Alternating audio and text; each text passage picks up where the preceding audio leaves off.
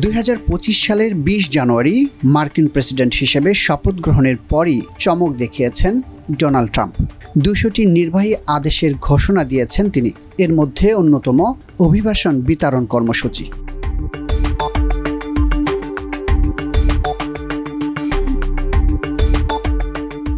Oval অফিসে দায়িত্ব নেওয়ার কয়েক ঘন্টার মধ্যেই যুক্তরাষ্ট্র মেক্সিকো সীমান্তে জরুরি অবস্থা জারি করেন ডোনাল্ড ট্রাম্প।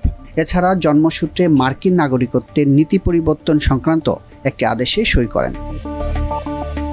2024 সালের নির্বাচনী প্রচারণায় দেওয়া প্রতিশ্রুতির মধ্যে অন্যতম ছিল অভিবাসী বিতরণ ও জন্মসূত্রে নাগরিকত্ব বাতিল। শপথ গ্রহণের প্রথম দিনই এ সংক্রান্ত দুটি আদেশ জারির মাধ্যমে প্রতিশ্রুতি রাখার ইঙ্গিত দিলেন তিনি।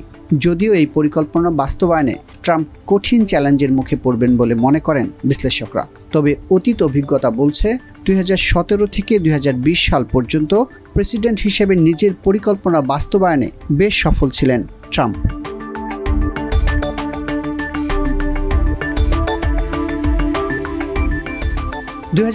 থেকে 2021 সাল পর্যন্ত প্রেসিডেন্ট হিসেবে দায়িত্ব পালনকালেও অভিবাসন বিরোধী নানা পদক্ষেপ নিয়েছিলেন ডোনাল্ড ট্রাম্প। সীমান্ত নিয়ন্ত্রণকে শক্তিশালী করা, অবৈধ অভিবাসন কমানো এবং দেশের নিরাপত্তা নিশ্চিতে কঠোর অবস্থানে ছিল তার প্রশাসন, যার ব্যাপক প্রভাব পড়েছিল বিশ্বব্যাপী।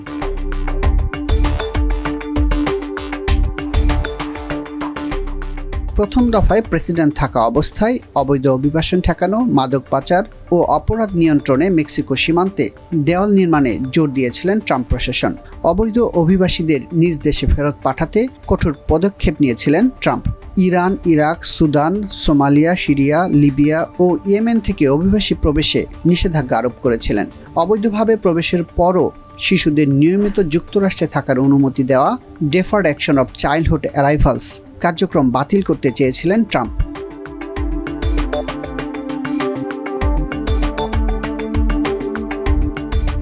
ট্রাম্পের কঠোর অভিবাসন নীতির কারণে উন্নয়নশীল দেশের নাগরিকদের মার্কিন যুক্তরাষ্ট্রে প্রবেশের সুযোগ কমেছে। মুসলিম প্রধান দেশগুলোর সঙ্গে যুক্তরাষ্ট্রের কূটনৈতিক সম্পর্কে নেতিবাচক প্রভাব পড়ে। বিভিন্ন মানবাধিকার সংস্থার কাছে সমালোচিত হয় ট্রাম্পের অভিবাসন নীতি। অন্যদিকে শ্রমিক সংকটেও পড়ে যুক্তরাষ্ট্র।